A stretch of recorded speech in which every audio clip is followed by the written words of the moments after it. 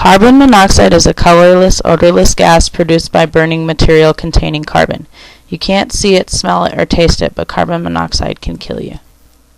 Normally, when a person breathes fresh air into the lungs, the oxygen in the air binds with hemoglobin that is found in the red blood cells. This process allows oxygen to be moved from the lungs to every part of the body.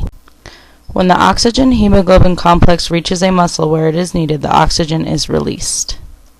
Inhaling carbon monoxide gas interferes with the oxygen transport system. In the lungs, carbon monoxide competes with oxygen to bind with the hemoglobin molecule. Hemoglobin prefers carbon monoxide to oxygen and accepts it 200 times more readily than it accepts oxygen. The symptoms of carbon monoxide poisoning and the speed in which they appear depend on the concentration of carbon monoxide in the air and the rate and efficiency in which the person breathes it. Heavy smokers can start off with up to 9% of their hemoglobin already bound to carbon monoxide, which they regularly inhale in cigarette smoke. Early symptoms of carbon monoxide poisoning, such as headaches, nausea, and fatigue, are often mistaken for the flu because the deadly gas goes undetected in a home. Prolonged exposure can lead to brain damage and lower body temperature, hypothermia, cardiac and respiratory failure, and even death.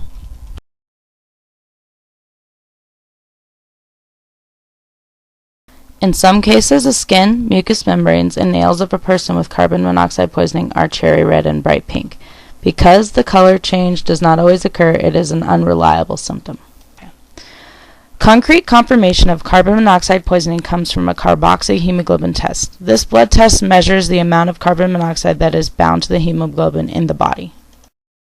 Other tests that are useful in determining the extent of carbon monoxide poisoning include the measurement of the arterial blood gases and pH, a complete blood count, measurement of other blood components, an electrocardiogram, and chest X-ray.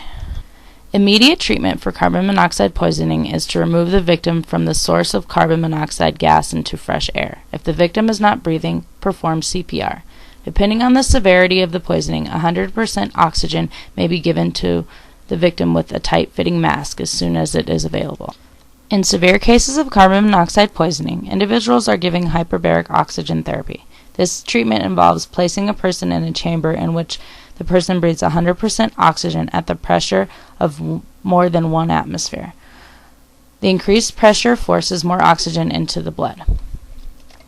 Carbon monoxide is formed when organic compounds burn. The most common sources are motor vehicle exhaust, smoke from fires, engine fumes, and non-electrical heaters. Carbon monoxide poisoning is often associated with malfunctioning or obstructed exhaust systems. Carbon monoxide poisoning is preventable. Particular care should be paid to situations where fuel is burned in a confined area. Portable and permanently installed carbon monoxide detectors that sound a warning similar to smoke detectors are available. To avoid carbon monoxide poisoning, stop smoking. Smokers have less tolerance to environmental carbon monoxide. Inspect and properly maintain chimneys and appliances.